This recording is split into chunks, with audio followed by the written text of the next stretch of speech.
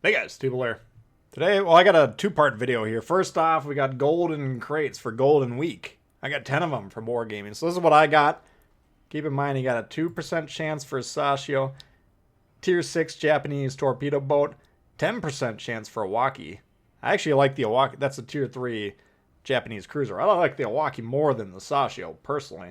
But you can get insignias, you can get commendations, promotion orders. And also, you'll see we get some permanent camos. You got a 5% chance for a Kongo permanent camo, 4% chance for a Yamato, 3% chance for an Asashio camo. And we're going to get two of them here. So we'll model those at the end of this clip. And then I got a game in the Kongo. We're going to see the camo in action there. But I want to demonstrate my conception of a concealment build playstyle on battleships. This is something I was really excited about introducing at the end of 2019, and I tested it out. I think I had a level 11 Kondo at the time, and I just didn't think it was that viable. And part of the reason was the lack of the concealment mod option for battleships, which I was aware they had that option on PC, and some of the players I trust on PC, they run concealment mods in there. So I was hoping to introduce that to our version of the game, but the pieces just weren't in place then. But now, with the Conqueror, that was the first battleship to have the concealment mod option, and now Vanguard, and then I think the majority, if not all, of the tier 6, 7, and legendary tier Japanese. And there's the Yamato, by the way. Those battleships on the Japanese line that's the first to get it. And I suspect they're going to look at the data and be like, okay, the game didn't break. Let's go ahead and put that option on all of those tier 6, 7, and legendary tier battleships. And that's when I think we have the option as more students of the game to really kind of have a new meta almost for battleships. Now, Johnny Potato, we're never going to see him running concealment builds on his battleships. But potentially, I always say, you guys that are taking the time to learn the game, you have a major advantage over the common player that you see out there. And this potentially, if you learn how to do this, could give you another option on how to play battleships. And I think it's actually a pretty exciting option. So we're going to see in this game, we're going to be fighting two battleships. First off, New York, who's going to be pushing into our blue ring. And I'm going to talk about the rings a little bit here. How to understand those for battleships. He's going to be pushing into our blue ring, so we need to kill him first. And then we're going to have a New Mexico between our blue and white rings. And that's when that setup happens. That's when this play style comes into vogue. So concealment build for battleships. What are we trying to do? We're not trying to duplicate a destroyer's role. We're trying to get on caps or use our stealth to surprise people. That's not what at least for me, I don't conceive of the role that being that way. But when we're fighting other battleships and we can control the vision game, I'm going to demonstrate to you here. It's going to be between 5 and 10 salvos of how we can really control that engagement by utilizing our vision. So the blue ring, if you're new to the game and you don't understand it, and I do have beginner's guide videos that explain the detection and concealment in depth. But basically the blue ring is when a red ship is on the inside of the blue ring and it's got a line of sight to us, then we can be spotted. Now you see when we fire the trigger, all of a sudden we got spotted. Why is that? Because when we fire, the blue ring expands to where the white ring is, and the white ring is our max firing range for 20 seconds. So now all of a sudden these ships that weren't previously in the blue ring, they are when we fire. But once 20 seconds happens, and it just did, the blue ring contracts once again. And because that ship's on the inside of that, then I think it turns yellow to indicate that we're being spotted. But you can see once we get those ships out of that ring, then we would drop spots. We're trying to punish this emerald here. We whack them a little bit there. But I'm not really focused on the emerald this game. It's going to be New York. Now, New York is pushing in here. I want to start demonstrating the concept because that's the whole point of me loading into this game. And yes, I played a few Yamato games tonight trying to demonstrate it, but the meta or the play style at legendary tier is drop your anchor, or some of these guys, they're going past the moon. They're doing their best Elon Musk impression and trying to get all the way to Mars, in terms of being completely irrelevant and out of range. So a little bit frustrating trying to demonstrate that here, but now that we get into the more you know, more courageous tiers, I guess you would say, in the mid tiers, we can go ahead and demonstrate. So New York, anyway, he's in our blue ring, which is going to keep us permanently spotted, so we got to get rid of him. But then see behind him there, that New Mexico 15.7. He's not quite within our white ring yet, so we're going to have to move forward once this New Mexico, or the New York, goes down. But he's going to be the ship we're going to be demonstrated at. So how does this work? Once you understand the rings, then you can understand the concept.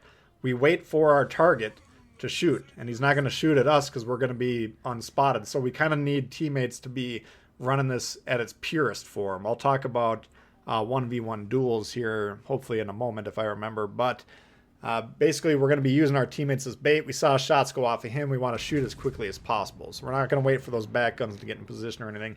Just go ahead and shoot. And once again, we got 20 seconds until that blue ring contracts back, right? So if he's got a 30-second reload on his ship, as long as we shoot before 10 seconds go by, well then by the time his guns are reloaded, drop spot. He can't shoot at us. You see that right there? We're not spotted anymore. We got him in between the blue and the white ring. He's not within our blue ring, so he can't see us until we fire the guns. And so we're just going to, you see there, he kind of turned his turrets over here, hoping to shoot at us, but we're not spotted. He goes ahead and finds a different target, shoots. We immediately shoot once again. And I could have maybe waited for those back turrets to catch up, but I didn't want to get the timing off. I didn't want to, you know, like right here, I could shoot potentially, but if he reloads between now and 20 seconds when my cooldown would happen again, then he could shoot at us. And I'm trying to demonstrate how we can take free shots at this guy by utilizing the concealment. So once again, blue ring contracts. We're going to go ahead and wait for him to shoot. We'll have both, or we'll have all 4 turrets loaded at that point in time, and another free shot. Anytime you can shoot at someone and they can't shoot at you, that's a free shot. That's what we're looking for in this game. And we waited for him to shoot. There goes the shots. And once again, we shoot. Now we're spotted. Rinse and repeat. And this isn't going to be a barn burner of a game in terms of damage or anything like that. We're going to be fighting this angled New Mexico basically for a little bit here. And we're not going to get a huge amount of damage, but you can see this concept in action. Essentially, as long as we got decoys or bait teammates, you know, and that's one of the best things that our teammates can possibly do. They don't capture bases, they don't spot. A lot of times they're not even close enough to shoot anyone. But if we can use them as bait, that's glorious. That's just something that they can actually do quite well at. So, you know, once again, we're just going to wait till he shoots. And I'm holding the shot here because mainly I'm just shooting this footage to demonstrate it. But it would still be a good idea to not shoot in this situation because it looked like he was kind of looking over here. We could see where his turrets were. Wait for him to shoot, immediately shoot back. And this has got to be frustrating. You know, if this guy realizes that we're just taking shot after shot at him and there's nothing he can do, he can't shoot us back, that's kind of demoralizing. That's almost like playing a carrier that you can't damage back, but they can damage you, except for we're utilizing the game's mechanics that the game was designed around rather than these kind of BS late game edition game mechanics, which just kind of cancel out this vision game. So how viable is this going to be with carriers? I don't know. And that's kind of a little bit why I'm disappointed that they introduced these concealment mods now, which could potentially introduce a new playstyle to battleships. But at the same time, we get the carriers, which kind of cancel out large portions of the concealment and spotting game. So I find that part of it to be disappointing, personally. But how effective this will actually be, will anyone use it? Probably not, but maybe you guys will. I want you, if you've tested this out or if you watch this and then test it out, let me know in the comments how it's working for you. And at this point in time, I want to point out, we don't need to be timing these shots. He's clearly got targets right next to him that he's going to be shooting at. We don't need to be doing this, but I continue to do so just so we can get further demonstration. Now, I talked about earlier, if we're in a 1v1, this is still a bit of an advantage, because if we got him in between blue and white ring, we can likely spot him, you know, because his detection is going to be much larger. Again, let's compare. Let's say we're fighting a Kongo with Takagi. 13-kilometer detection on that one. I got 11.8 on this build. So I can spot that ship and fire at him. Now, we can't be trading for free like this, because when we shoot, he's going to be immediately shooting back at us. purely 1v1 situation. But first shot advantage can be quite advantageous, especially if they don't know where you are. They might be sailing around. You might know they're trying to get into a cap or something, set up a crossfire, get a wicked salvo to start the exchange and whack them for a couple citadels. All of a sudden, you got the advantage. So not as useful as it is in this pure form where we got bait ships on our team to distract and allow us to get away with taking these free shot after free shot. But getting first shot advantage on especially in a 1v1 battleship fight can make all the difference in the world often. So I think it's a pretty cool concept, and I'm going to continue to play around with it. I hope they put the concealment mods on all the ships. I don't think it's going to be overpowered. Even used well, I don't ever see this becoming that popular because I don't see the vast majority of these players, they don't even take the time to learn the basics of the game. They're not going to learn advanced concepts like this. But you guys that are taking the time to learn about the game, I think you can do well with this. So I want to hear from you guys what you think. Maybe you think it's just kind of a BS concept, or it's got no chance to work, or it's not going to be the best. You do have to give up survivability or accuracy potentially to get this. Japanese battleships, for instance, I've always had Takagi on there, and even then, with an accuracy build, the accuracy on these ships not that great.